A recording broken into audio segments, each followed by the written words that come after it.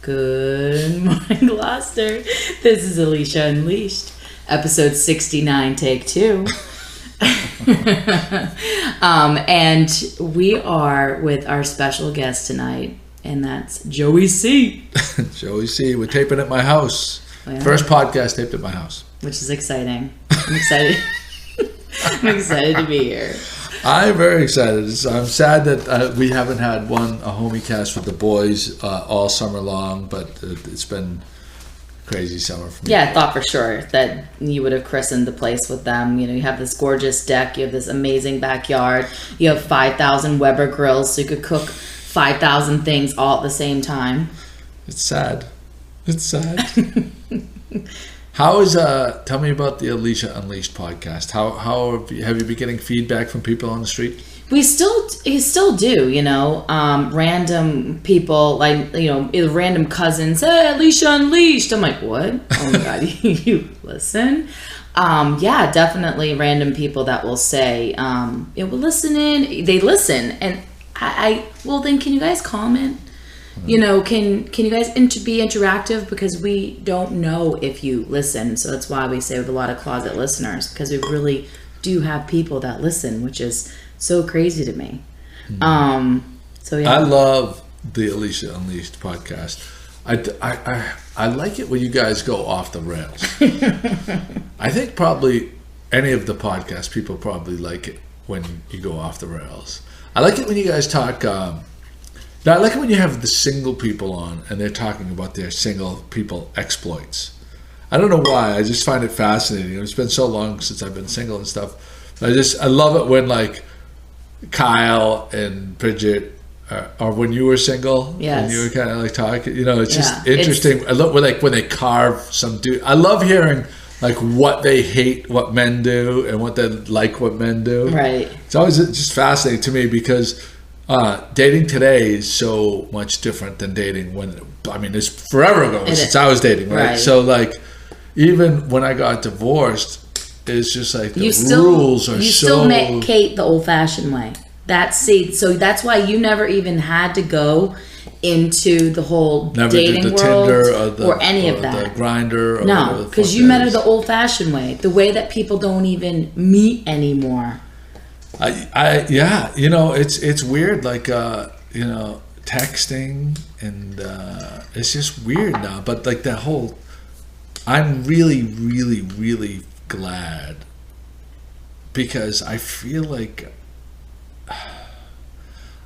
relationships are a lot more fleeting nowadays from what I see out there.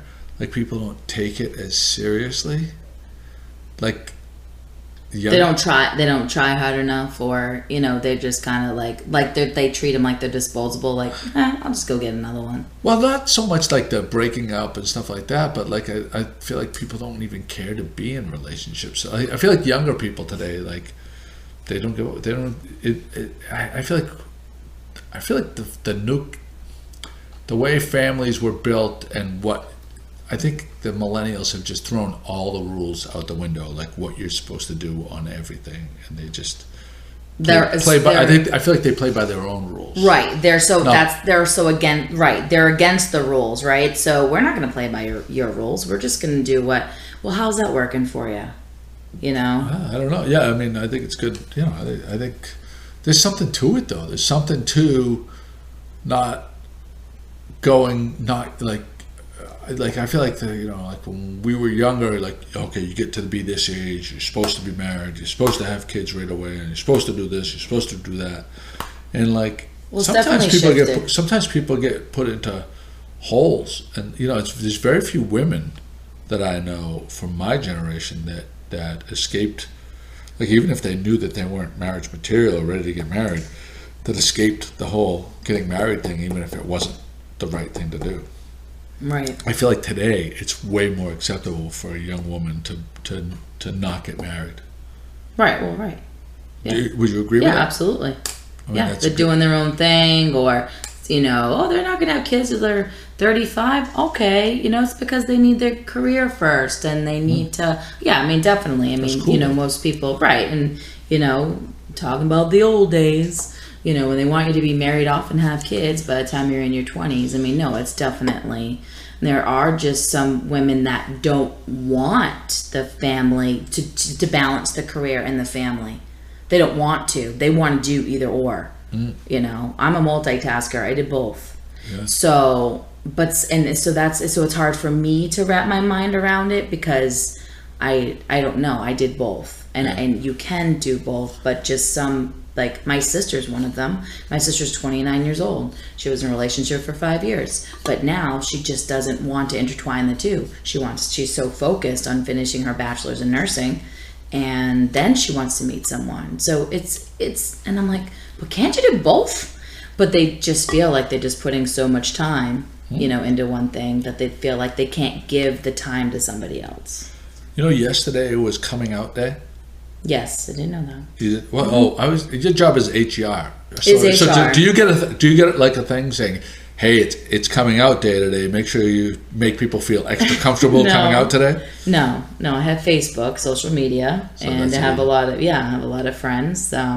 From the, what is it? How many letters do we have in it now? LBGQ. You know who could tell you? Bridget could tell you. Yes, absolutely. Alicia. Yes, Bridget could tell me. Yeah. So So, but I didn't know that. Yes. Do you have? That was Alexa. Oh, that was Alexa. Did someone say Alexa? I don't think I said Alexa. Don't do that because she'll start talking to us. Which one is, obviously, there's only two, right? There's the dot, and which one is that? No, there's like 7 now. There is. Alexa, play a song by Bruno Mars. Shuffling songs by Bruno Mars.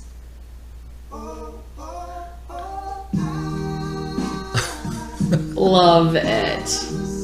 Alexa, stop. Thank you. Fades it out. That's How great is that? Yeah. I do love Alexa. I do. Do you have one? No, I don't. Peter has one, and I kind of really want one. He just has the dot, but it's just so awesome. Like, I love it. I should get one. It's bananas not to own one. And I'm going to tell you why it's bananas not to own one. And we'll get back to the coming out day in a second. But you see that thing, that's the Echo. That's the Echo, right? Okay. So it is as good. This is a fairly large room, wouldn't you say? It's like a wide open floor plan room. Correct. If I turn that up loud, you would not want it to be any louder than what that little canister will pump out. Right. You get them on sale for every month or so. They go on sale for a refurbished one for $80. So you're getting a Bluetooth speaker, right, for $80, and then all of the functionality that goes with it, which is hooking it infinite. Right. Alexa, what time is it? The time is 5:40 p.m. Alexa, when do the Patriots play next? The Patriots will play this Sunday at 1 p.m. away against the Jets. So, how do you use Alexa the most? Like, why do you, I know, random stuff like what you just did would be awesome. I'd do that all day long because it's really cool. But is there a specific reason that you use it? Okay, so here, I'll go through the list. I have a little one, the little puck, the dot. Dot. I have one of those in the bathroom because the bathroom doesn't need a bigger one. You get those for $35 on sale, right? $35 you can get those on sale.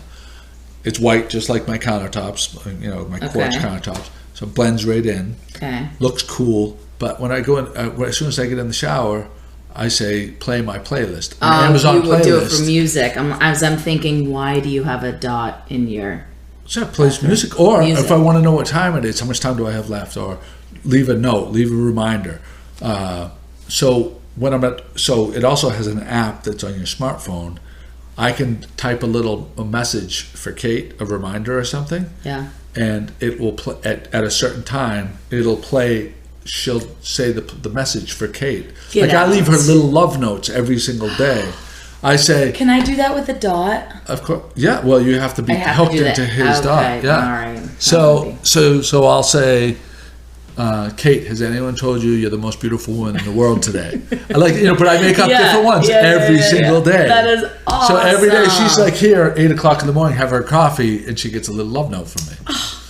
That is amazing. I would get $80. I would get it just for that. $80, right? I mean that's for the good. But that's for the good one. I mean, you could get the $35 one. Peter, are you taking note, Peter? Because I know he's listening. He's one of my only listeners. And they're tremendous. Aren't they tremendous? But they're tremendous gifts because you can get the $80 one. You get the $35 one. Like who? What? Right. Get one for your son. Get one for your daughter. Does the Dot and the Echo do the same thing? Same exact thing. That has a better speaker. Okay, that's still okay. All right. Same exact thing. That's just. I mean, that's a great speaker. Yes. Yeah. Yeah, I love it. That's awesome. But this, and it can also, you could say it's. I have it hooked up to my lights downstairs and stuff. Yeah. Say Alexa, dim my lights to 50%. Dims the lights to 50%. Right. And they have all the other stuff, like you could have a lock at your door lock. Right. Alexa, unlock the door. Wow. Awesome. Yeah, I've been thinking about getting one. It's like, what are you gonna what do you have to lose? Yeah. I mean, $80, $35. Right. It's not gonna break it.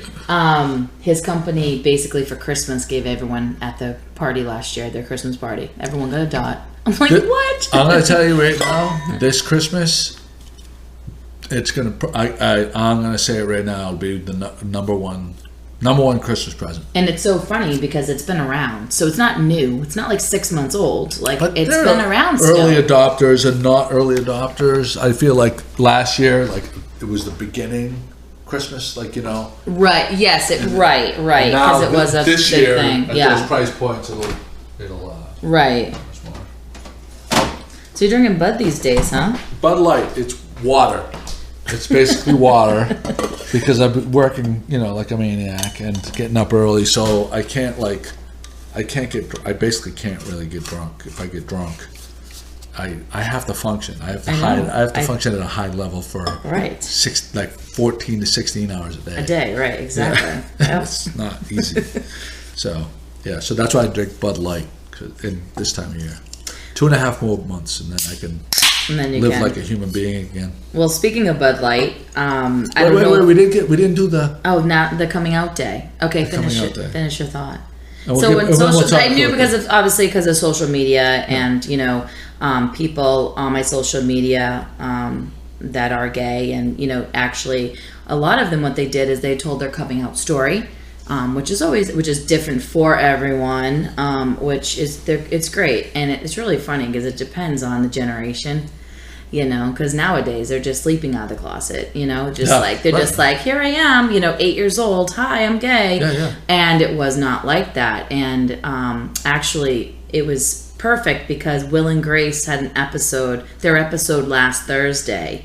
Which they came back and seeing them on television, they don't look like they've aged at all. No, they haven't. It's crazy. No, for real. Like they have not. I know. It's like, and they even look better than what they did before. Yeah. That's the craziest thing. And the episode was about how Jack and Will are old now, right? So they're considered daddies in the community because they're older. So the 20-something-year-olds are attracted to them because why? They haven't aged, right? They look great.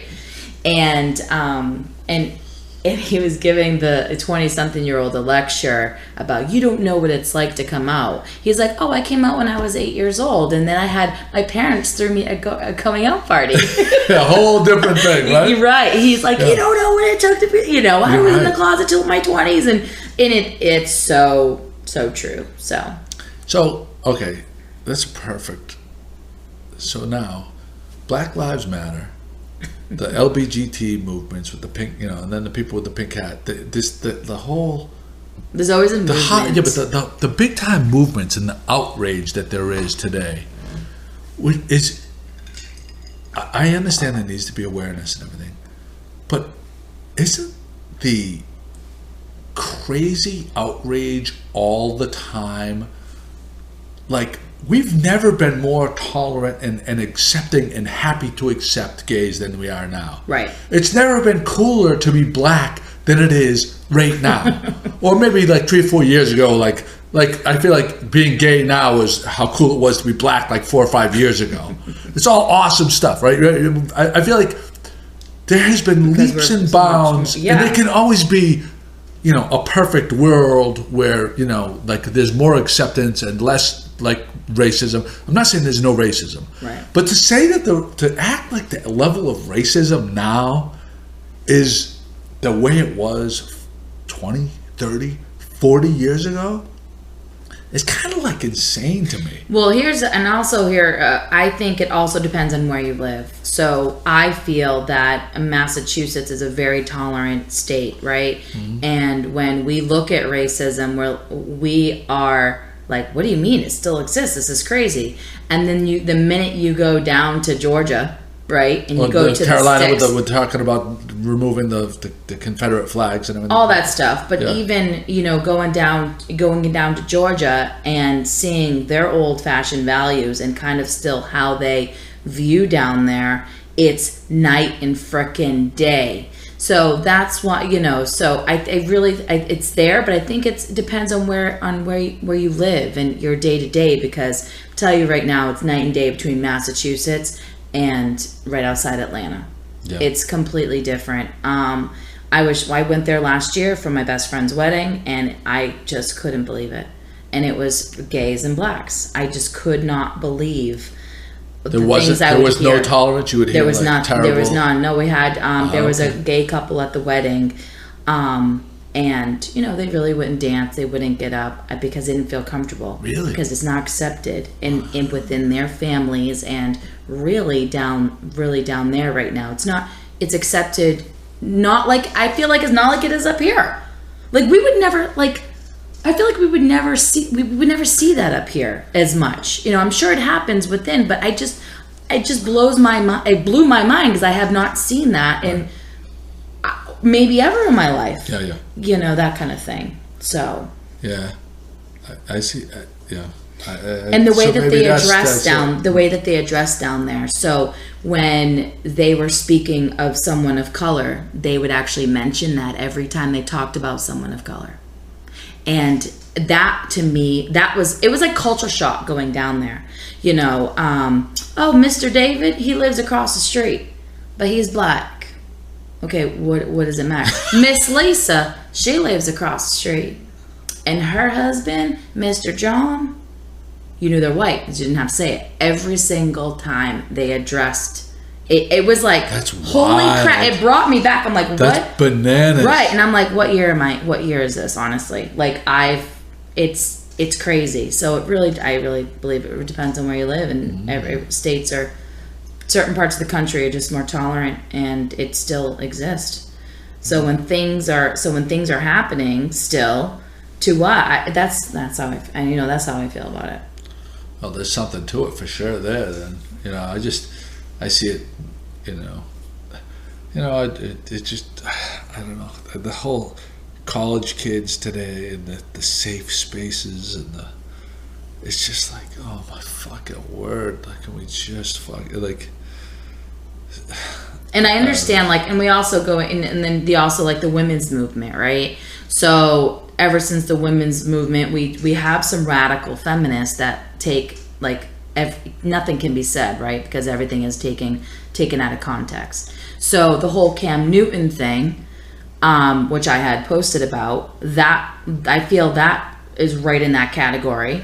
And then in turn, we'll talk about that, the reporter and the racist comments that she's made, because it was on the internet 4 years ago, and once it's on the internet, you're never getting it off. So you're talking about Cam Newton made a statement to a female reporter. The female reporter asked him a question about a root, and he kind of said, it's kind of funny to hear from a woman talking about a root, like you shouldn't, like what woman knows how to talk about that? Well, it's not for nothing. It's how he said it, and it was very playful, because I watched it again and again, and I wanted to read body language. How is he saying it? And it was very playful. Okay, so if anything, it sounded like he was trying to get in bed with her, because the way that when he heard that question, and it wasn't laughing at her, he wasn't being facetious, he wasn't being malicious, he was just kind of laughing like, hey, like, That's pretty funny because I haven't heard females talk about roots. And then people will say, well, I'm sure he's gotten questions from female reporters. And I'm like, I'm sure he has. I'm sure he's gotten questions from male reporters. But how many reporters are very specific? Not, how was the game? Or what are you going to do in the game? Or how many yards? She was specific in her question. And I don't feel that it was malicious intent at all.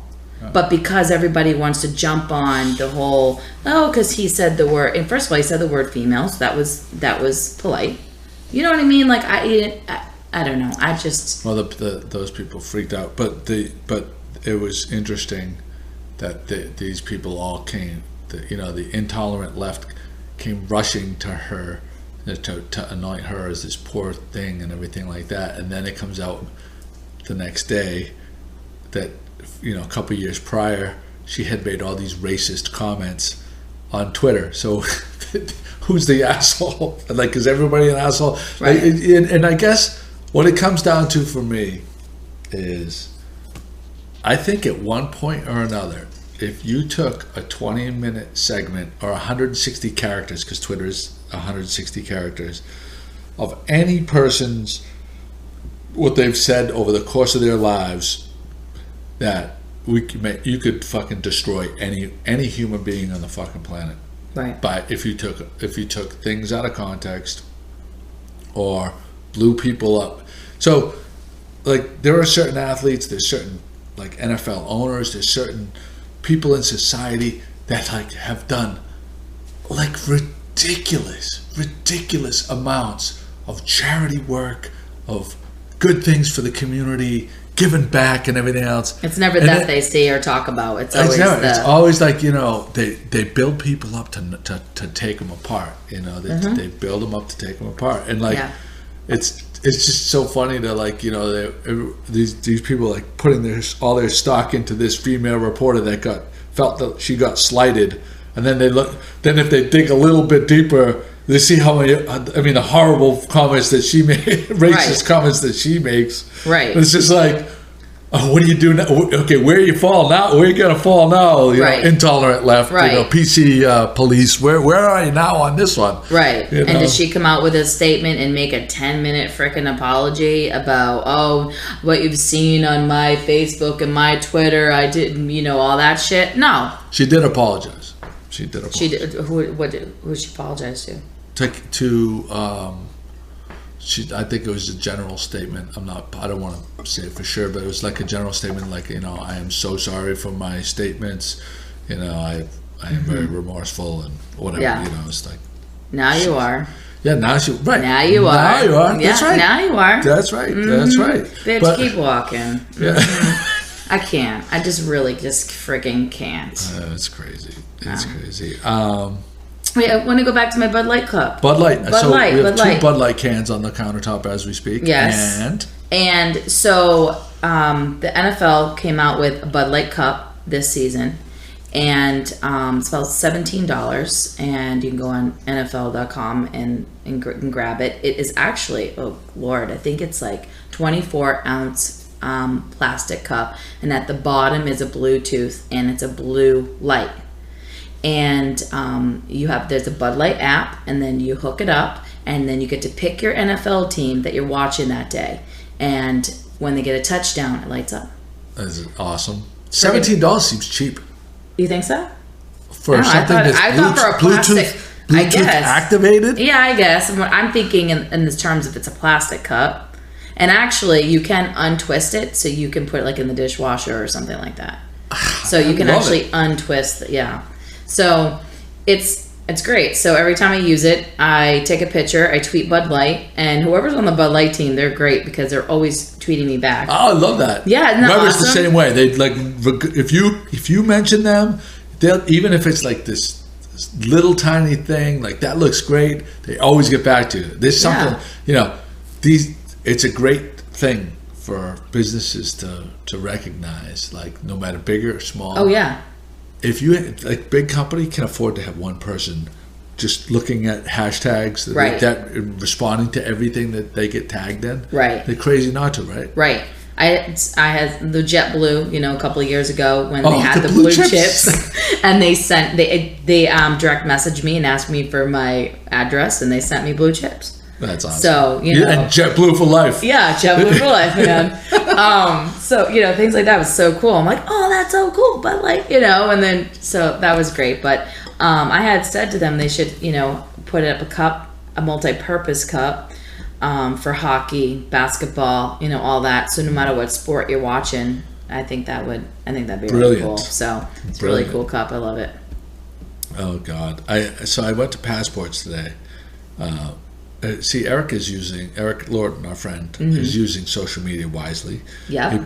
Just about every day he posts his daily specials. Yeah, as it should be. I just happen to be scrolling through my Instagram feed and I see his daily specials and something caught my eye. The red curry salmon. I'm a sucker for curry. So I'm like, it was 11 o'clock or so. I'm like, Kate, want to go to Passports? Boom, get in the car. No brainer. We go to Passports. I posted his menu. I took a picture of his red curry salmon, and put it on Instagram or whatever. It was on Facebook, and it's great. I want to talk about something though. Okay. And this isn't at Passport. This is at. It seems like every restaurant I go to, and I want to get your opinion on this. Okay. If you think that this is by design or just freakish luck. You know how after you kind of you've been eating for about 5-10 minutes and the waitress comes over to ask you how the meal is? Mm-hmm. Always does that, right? A good waitress does that, right? Yeah, customer service. Do you think that they really don't want to have a conversation with you, so they wait for you to, this very second you put a full mouthful of food in your mouth, then they ask the question, and they kind of just wave you off, and they just jet off to the next table? Because I swear to God, I know. Every time I get my head down, I put a full mouthful, and they're like, how's the food? I'm like, I give them the thumbs up. Yeah. It's just so awkward. I've been on the other side, so I'm obviously been on both sides of it, but being on the other side of it, when I go up to someone's table and say, how is everything? Why are they always putting food in their mouth? And I'm always I recognize it on the other side, and I'm like, oh, I'm so sorry, but what am I gonna do? But yeah, being on the other side of it, definitely. You can't help it. I just think it's just it's just a freaking timing thing. That's awkward. What I think. It's always awkward. Every time. It's every time. 9 times out of 10. I know. It's like a magnet. It's like some some synapse in your brain says, ask the question now. He just put food in his mouth. Yeah. Or in vice versa, or the inverse of that. Put food in your mouth. She's about to ask you how your meal was. Right. Yeah. No, Passports is again it's been probably the most consistent restaurant I've been to in the past 20 years. I'm gonna put 2 other restaurants up there with it. I'm gonna put the Franklin. Yes. Right. Yep. Right, and I'm gonna put Duckworths. Okay. I've never been in Duckworths. So. That's bananas. I know. If you live in this town and you haven't been to Duckworths, that is inexcusable. It's ridiculous. I know. I don't. How have you not? You've been with Peter. So wait. So you with Chris? Chris is a great guy, good friend of ours, mine, and you're friendly with him and everything like that. But you were married for a long time, right? How did you not? And wait. Let me finish. So you're divorced from Chris, yes. And you figure you bring Pete into town. Mm-hmm. Why wouldn't you want to bring him to a place that you never went with your ex-husband? I know. So Chris and I actually made a few reservations, and we ended up canceling because we'd always do it last minute, and then we'd get a 9 o'clock reservation, and we would never be out that late. And at Duckworths, if you want to get in on a weekend, you better be 2 weeks ahead of time. At least 2 weeks ahead of time. And we never got the frickin' gist of it. You know what I mean? Yeah. So we made attempts because we were like, we got to get to this place. So now I think what I'm going to do is I'm going to try a different approach, and I'll go on a weeknight and sit at the bar, because I have, another friend of ours, Muffy Lake, right? She's like, she's like, Alicia, just go to the bar. I could go to the bar on a Tuesday night, a Wednesday night, and I could get a place. I'm like, what? Really? doesn't have to be a weekend. So I'm gonna have to just change up my approach. Yeah. Because I need to go. I haven't been in over a year, which is blasphemy. I mean, they buy our lobsters, the lobster risotto. I've heard so much about that. Yeah, everybody gets it and everybody freaks out. But beyond that, like, it's the same thing. Like, I don't plan far enough in advance. Inevitably I call and I'm like, we can seat you at 5 or we can seat you at 9. I'm like, I'm not out of work till 6 and by 9 I'm in bed. So, right. Yeah. So yeah, little planning. Yeah, I have taken Peter to Franklin though, and he loved it. Kate and I were there the other night. Maria, I mentioned to her in Gloucester, the latest Gloucester cast, how I don't know how she does it, but not only is the food, everything is great every time, but the decor, she changes. Like, the bathrooms are fresh. Everything is like fresh. There's new artwork on the walls. Yeah, she keeps it. She has an eye for that, and she's just great at what she does. Yeah, I mean, we're lucky. We're spoiled in this town, and we didn't mention probably 10 other awesome places. But yeah, I mean, those are definitely probably, and also, they've been around the longest. Yeah. Right. Yeah, so jalapeno is probably next to being around the longest before that, but they've been around the longest, and they're the most consistent. I can have this same dish that I was having 20 years ago taste the same 20 years. The hanger steak with pommes frites. Yes. But that's the thing. That's what if it ain't broke, don't fix it. That's why it's the most popular.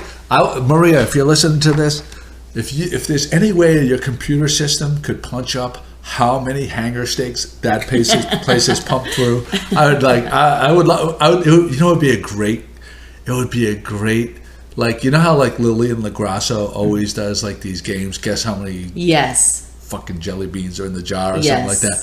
It'd be if Maria could go to her computer and figure out how many hanger steaks she's sold. Yes, it would be a great guess. Like, everybody puts in their guess. Yeah, it'd be amazing. Can you reach out to her on Facebook and see if that's possible? Because that would be a great thing. That'd be awesome. Yeah. It's been around. I forget when she bought it. I can tell you when. When did she buy it? Well, I don't know when she actually bought it, because she came over within the past 10 years. She was there with the Franklin group from Boston. Correct. Right. From the South End. But I can tell you, Ron Gilson bought what was the Union Hill Cafe. Yes. In 81, and he ran it for 13 years. 13 years, I think it was 81, 94. 94, it was the, oh my God, I know it. It was my favorite restaurant. It was what I credit as kicking off the restaurant scene in Gloucester. It was in that space. It was a French restaurant. Oh, I know. Yep. Oh, Beaujolais. Yes. Beaujolais. Yep. David Amaral and Alex. I forget Alex's last name. Alex was the chef. David was the front of the room. They were there for 2 or 3 years. So that was 94. So it was probably, I want to say it was 97. When the Franklin opened. Actually, the Au Beaujolais opened up where Franklin is, from Union Hill Coffee Shop. Right. They kind of fell apart at Au Beaujolais, where Union Hill Coffee Shop was. Right. They opened up downtown where Maria's place is. They built that bar. That bar was. If you look at the bar, it's a bunch of fireplace mantles. Yeah. That they stained and put in there and put mirrors in where the openings were. Take a look at the bar next time you're there. Because I was there when they were building, because I was so happy that they were. Because when I was younger and single, Au Beaujolais, I was going into Boston at that time, meeting people, but it was such it was a go-to thing for me. I want you to come to Gloucester and check out this French. Right. Bougie restaurant. French restaurant, and I'd go there, and it was so great because I'd I'd always sit at the bar, and Toby Pett That's where I met Toby Pett. No he way. was a bartender there. Yes, No, he was not. Toby was a bartender. For the very first time, that's how you met him? First time I ever met him, he was a bartender there. He was a great bartender. And this was 90 what? I'm going to say it was 94, 95. I would love to see a picture of what Toby looked like in 94 and 95. He was a lot more svelte, but the same Toby. So he was behind the bar, and every girl that I brought there, he would act like it was the first time I brought a girl there. That's Awesome. all he knows. He knows. It was great. It was great. Amazing. It was like, yeah. So that was the move. I'd go there and like. It's awesome. Oh God, it was great. And yeah, good times. But that got old fast. Being single and just doing that. Sucks. Like, I did it for a year and a half, and I hated every minute of it. Right? Yeah. Hated every minute of it. It's an empty lifestyle. No matter how much sex you have, no matter how many it's an empty hole. I was dating 3-4 times a week, different guys. At some time. That's filthy. Not sleeping with them, Joey. It's disgusting. Not sleeping with them. See, if it's a guy doing that, he's a hero. But it's a girl doing that, the cliche is she's a the whore. whole double standard thing. Yes. Total double standard. Oh, totally. And by today, nowadays, see, back then, that's the way, that's the way common people thought. Nowadays, you say that out loud, and you're like, what kind of fucking cretin talks like that? Yeah. And it is, right? That's cretin talk. I'm glad that girls are more liberated now. It's nice for a girl to be able to, go do what she wants. Do what she wants and not be looked down upon for it. That's ridiculous that a man could only do that before now and a woman couldn't. No, and women are smart enough to not just, talk about everything all the time. Most of them, right? They usually keep it under the vest, and all the guys, they're all like, they like to, they like to brag and stuff, but women are like, bitch, I'm doing that too. I'm just not talking about it. So, yeah. But so anyway, we got off track. So 94. So 94. It went from Eau Beaujolais to Cafe Beaujolais. Yes. So they probably only lasted a year. So I'm gonna say 9. My guess is, and this is another question for Maria. Did Franklin Cafe start? No, I'm gonna say it was 95. 95. My guess is 95. Okay. 95 or 96. Okay. For Franklin. All right, I'm writing it down. Okay. Do you have her number? I don't have her number, but I'm friends with her on Facebook, and we've messaged. Can you Facebook her, message her right now? Yeah, I would be interested. You could tell her we're having a big conversation about the Franklin, and we're asking. And I knew Maria from when in East Gloucester Square. It's a residence now. She worked at, was it Espressos? It was Espressos or something before Espressos. Yes. And it was a great little place. They had great broccoli chicken, broccoli ziti. It was Prontos. Prontos. Yeah, she worked there, and that's when I first met her. And you could get like a huge like styrofoam container that was like bursting at the seams. Chicken broccoli ziti with like a ton of garlic. It was like a half a mile, not even a half a mile from the wharf, and I'd bounce up there and get like this huge like meal for myself and pound it down. It was great. Let's see. It's taking you a while.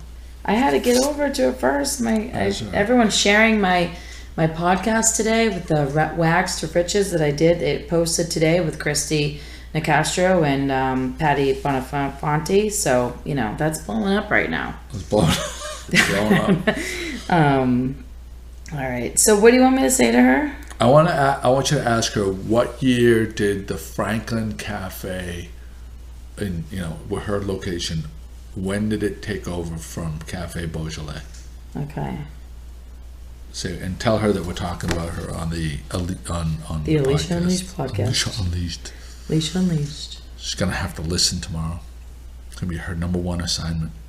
While you're doing that, I'm gonna give a quick shout out to our great friend, not our good friend, but our great friend Hanna Kimberley, who is blowing it up with all the way around Smith book. Yeah. A woman's place is at the top. Mm-hmm. Chronicle, Cape Ann Chamber Businesswomen's Luncheon. She was a keynote speaker at the annual Cape Ann Chamber Business. I mean, that's a big, when you say that, that is a big deal. That is really cool. That is a huge deal. It's really cool. NPR, a nation that goes all over the world, is a pretty big deal too. NPR. So right. Huge. So we want to give a shout out. I believe, you know, it's funny, like Craig and Hanna, you know, they're modest people. Yes. Right. They're not living above their means. They're just, they don't awesome. have any. I'm predicting a movie deal. Oh no, I've already, that was my first thing I said to her when this book came out and I started reading it. Into chapter 2, I'm like, this is going to be a movie. There's got to be a movie. Why wouldn't it be? It's more like of this time frame in the United States history, like the subject matter alone, without being this time frame in history, would stand to be financed as a movie, right? I mean, it's very relevant in today's times. And hiking is so big nowadays. Hiking, women's issues, all of that, huge. But and how many people especially, do you know are they're posting on social media they're going to hike a mountain? It wasn't just that. No, it wasn't just that. But I'm saying going to school, I understand that, but I'm just saying travel that she did. Right. No, I understand all that. But just there's a commonality in there. It's not like it's relevant to today. It's relevant, right? Yeah, so it's not like she was doing some crazy sport that no one ever does anymore. It's still relevant today. Right, absolutely. Right? So absolutely, people who are heavy into hiking and climbing and everything, they're going to be even more interested in this story because of that on nature. So many different levels. Right. You're absolutely correct. Yeah, just go name all the way around. Yeah. And now that Harvey Weinstein's not, that chauvinist pig isn't the guy that's writing the checks to get these movies produced, maybe that studio, it would be really good for them, to step up and say, we want to finance this. It would be a good PR move for them. Right. You know what I found interesting? What? So for people that, everybody has to know this, but I'll go quickly. Harvey Weinstein, like a huge movie mogul, like finance movies, and it has to be a bazillion movies over many decades. Recently, a ton of female actresses came out saying that he sexually harassed them. Is that the right term? Yes. Sexually harassed them. Basically, you want this role, or even above and beyond that. If they had said, if you do this act, then you will get this. Not just, scare them. Sexual harassment, not just verbal. Did any girls actually blow him and say that they blew him? Yes. Which girl said that? I don't know. But Gwyneth Paltrow came out that he did it to her, but she's not coming out with what yet. I mean, Ashley Judd? Was it Ashley Judd or was it some other stunning? It was, it wasn't Angelina Jolie. Angelina Jolie? Yep, she came out with Gwyneth Paltrow. Some other brunette. Lizzie Lohan came to his defense for some odd reason. Lord. Isn't she a mess in herself? Why would she be coming out with stuff like that? Maybe she's grasping at straws trying to maybe he'll finance her next thing. Anyway, it would be so great to see that happen. Like conveniently put himself in rehab. Huh? Conveniently put himself in rehab the day it came out. I forgot to mention. Yes, that's the go-to move. Right. The go-to move is right. The go-to PR person will tell him. Right. You need to admit that you have a problem, and say that you're seeking counseling. Right. And then, it's a perfect alibi. Yeah. Right? You go into this I'm seeking counseling. You go into some country club where no one can get to you. Right. You hang out and, right. do whatever. David Duchovny did the same thing. He said he was a sex addict when him and Tia Leone got okay. Yeah. Same move. I have a bad sexual addiction, and I'm seeking treatment. Right. All your sins are forgiven. Right. So there's that. Studio Crepe closed. I never got there. You got there? I did. I did go there at least once. Talia went a lot. She loved it. And it was great food, great atmosphere. Lisa Waring worked there. She was his restaurant manager. Oh, that's right. Our friend Lisa that used to own the lobster pool. Yeah. I forgot that she worked there. I have to reach out to her, see how she's doing, see what her next move is. Yeah, and because she was his restaurant manager, and he was so personable. He was great. But I loved the article. So basically, the Gloucester Daily Times, did pretty much an interview. So it wasn't just an article about Studio Crepe just closing. They asked him questions like, basically, why are you closing, or what made it more difficult? Was it the location, or like really asking? So I really like that style, because you usually don't see the Times just do that style. They just flat out write. Yeah. So because David got to speak in his own words, so that's why basically he was talking about how crepes are very niche.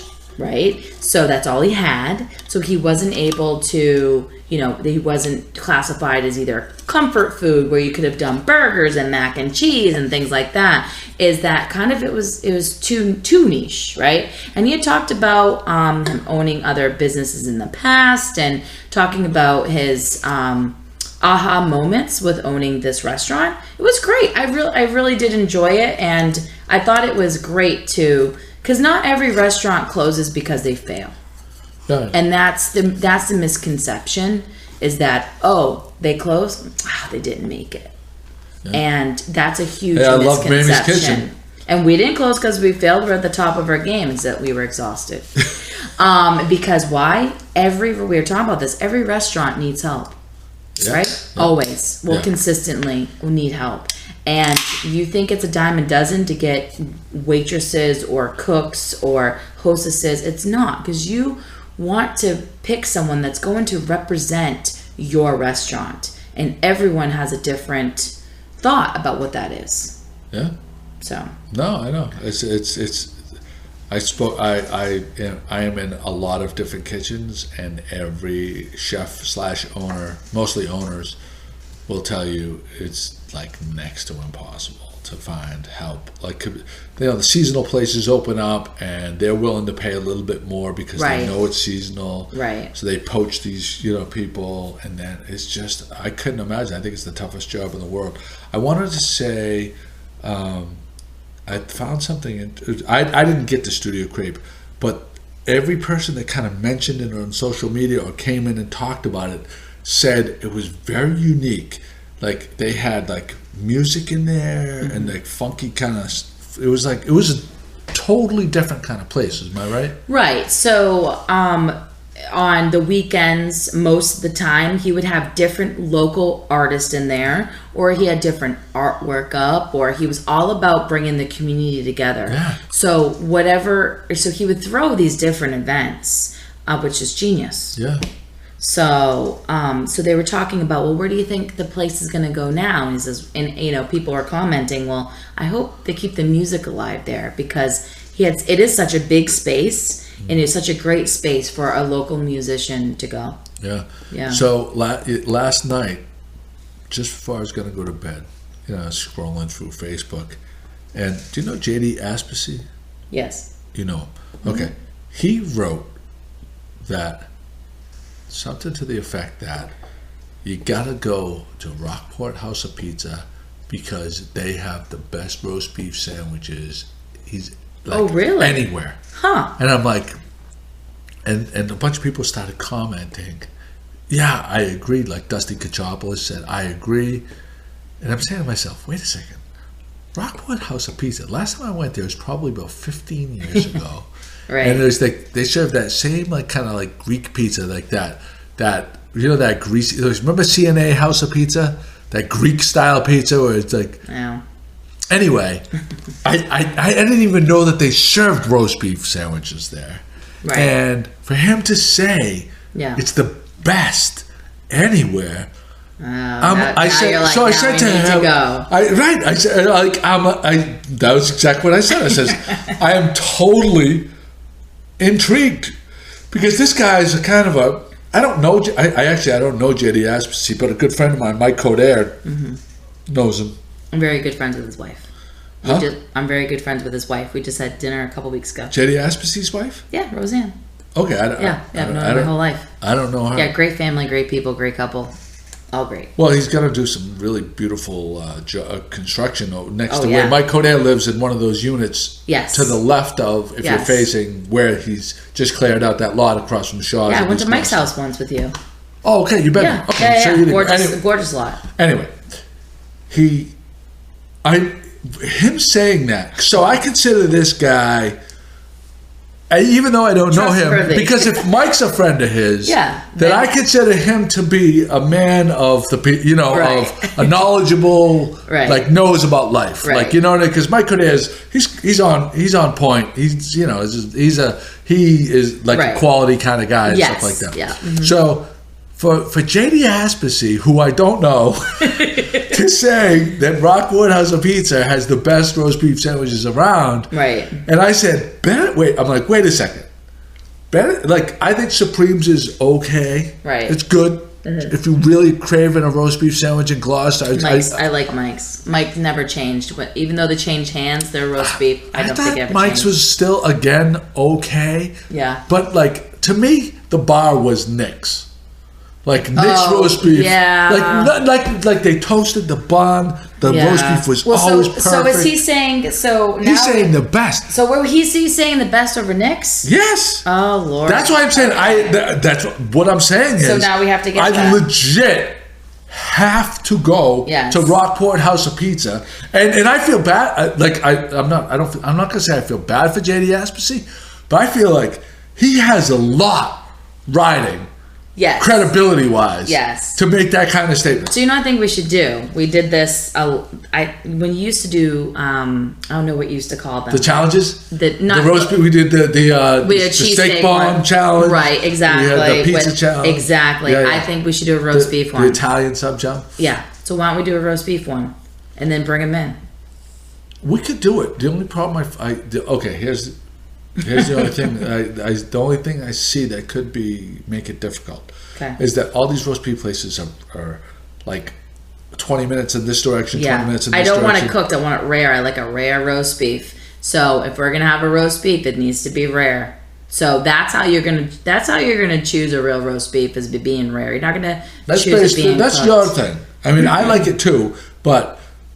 We always had 4 or 5 judges. 3 ways. I want a roast beef with lettuce, mayo, and cheese. No. You got it all wrong. Oh, now you're gonna be doing 3 ways. I'm a 3-way. No, I'm a 3-way or just sauce. Disgusting. James River barbecue sauce. That's tradition. That's tradition. No, I like my roast beef. All right. If you went to Nick's roast beef and you said if out of all the roast beef sandwiches that you sell, how are most of them dressed? I'm 3-way. I'm going to say, I'm not even going to say 3-way. I'm going to say just the sauce. No, I don't want the sauce. I'm going to say the James River rare barbecue with sauce. Cheese and lettuce and mayo. Straight up. That's all I want. So I won't be part of the challenge. You're going to be doing sauces. Do you want to know what another another mystery of roast beef mystery is of mine? What? Here's another roast beef mystery. How is it that Nick's roast beef, directly across the street from Nick's roast beef, there's a roast beef joint? Right. I'm sure it's not the same one, right? I'm sure it's probably changed out. There's no way. I mean, Nick's has been there forever and ever and ever. Is it bizarre to you? No, they're still operational. Well, maybe they sell more than just roast beef. But they build themselves. The big part of their sign says roast beef. It's like it's one of the life's great mysteries to me. How does this place survive directly across from Nick's roast beef? That's true. Is that an enigma? Well, no, because in downtown you have a hair salon going every other one, right? We have like 50 downtown. That's different. How are they all in business? No, that's different. It's not different. Oh, much different. A roast beef sandwich would be different than much. I mean, when you're away from the standard. So, anyway. So what are we at for time? 54 minutes. I think that's perfect. I think it's perfect. I do. You know what? I love to end my podcast between 50 and 60 minutes. And even though last night... Leave them wanting more. Right. Even though last night was the longest one at an hour and 22. But I think I just think that's a good So I have this yellow piece of paper. Wait. Look on your phone. Look on your phone. See if Maria answered you. That's all. She didn't yet. Didn't. Okay, that's fine. Yeah. But we started. You got here like an hour ago. Yes. We had a blank yellow piece of paper, and now we filled it with topics. When you came here, I'm like, it's just me and Alicia. How are we going to fill an hour? We told her we could go with the topics that we have listed here. We could have gone another 20 minutes. I'm glad we're stopping right now. Yeah. But it's been the Alicia Unleashed podcast. What number is it? 69. Boom! Chakalaka! Everybody have a great night. Peace out.